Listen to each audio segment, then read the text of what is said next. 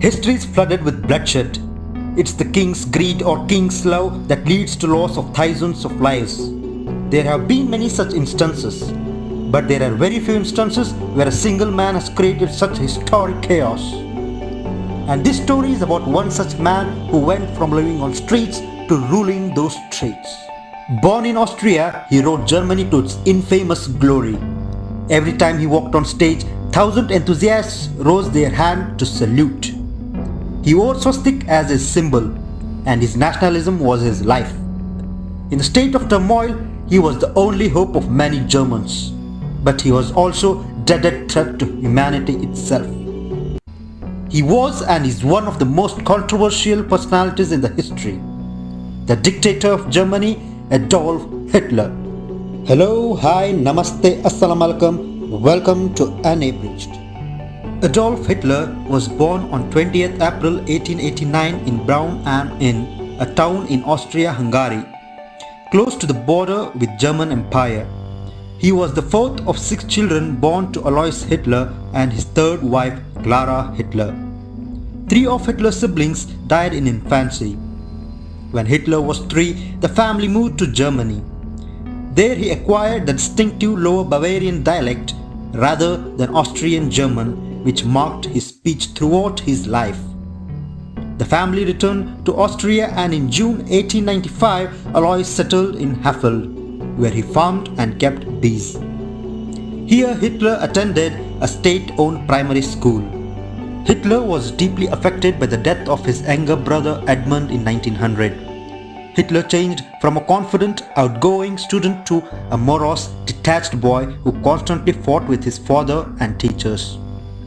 There was an intense father-son conflict caused by Hitler's refusal to conform to the strict discipline of his school. His father used to beat him, although his mother tried to protect him. Alois Hitler's farming efforts at Haffeld ended in a failure, and in 1897 the family moved to Lambach. The 8-year-old Hitler took singing lessons and sang in the church choir, and even considered becoming a priest. In 1898, the family returned to Austria permanently. Alois had made a successful career in Customs Bureau and wanted his son to follow in his footsteps and be a civil servant. Ignoring his son's desire to attend a classical high school and become an artist, Alois sent Hitler to a real school in Linz.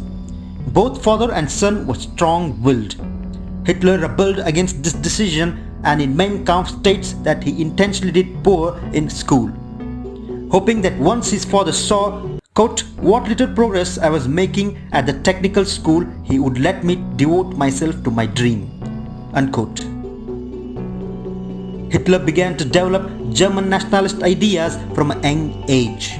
He expressed loyalty only to Germany, despising the declining Habsburg monarchy and its rule. Hitler and his friends used the greeting Heil and German anthem instead of Austrian imperial anthem. After Alois' sudden death on 3rd January 1903, Hitler's performance at school deteriorated and his mother allowed him to leave. He enrolled at Real School in 1904, where his behavior and performance improved. Hitler used to top in history and geography, which he thought was most important to lead life. While other subjects he performed extremely bad. Hitler left the school without any ambitions for future education or clear plans for a career. In 1907, Hitler left Linz to live and study fine art in Vienna, financed by orphan benefits and support of his mother. He applied for admission to Academy of Fine Arts Vienna but was rejected twice. The director suggested Hitler should apply to the School of Architecture, but he lacked the necessary academic credentials because he had not finished secondary school. His mother died of breast cancer at the age of 47 when he was just 18. He had great respect for his father but loved his mother to core, which is evident from the fact that he carried her picture to his last breath. In 1909, Hitler ran out of money and was forced to live in a bohemian life in homeless shelters and men's dormitory. He earned money as a casual laborer and by painting and selling watercolors of Vienna sights. During this time in Vienna, he pursued a growing passion for architecture and music, attending 10 performances of his favorite opera. He voluntarily enlisted in Bavarian army, posted to Bavarian Reserve Infantry Regiment 16. He served as a dispatch runner on the Western Front in France and Belgium. He was decorated for bravery, receiving the Iron Cross Second Class in 1914. During his service at headquarters, Hitler pursued his artwork, drawing cartoons and instructions for an army newspaper. During the Battle of Somme in 1916, he was wounded when a shell exploded in the dispatch runner's dugout.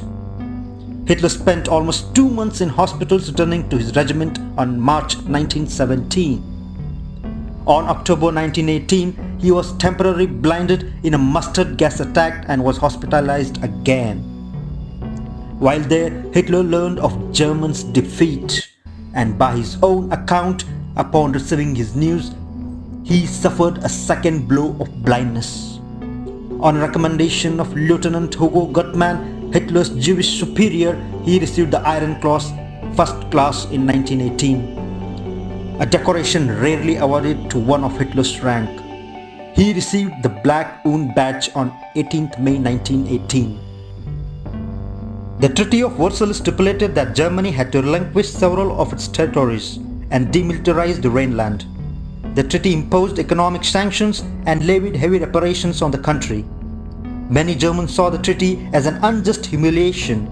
They especially objected to declaring Germany responsible for the war.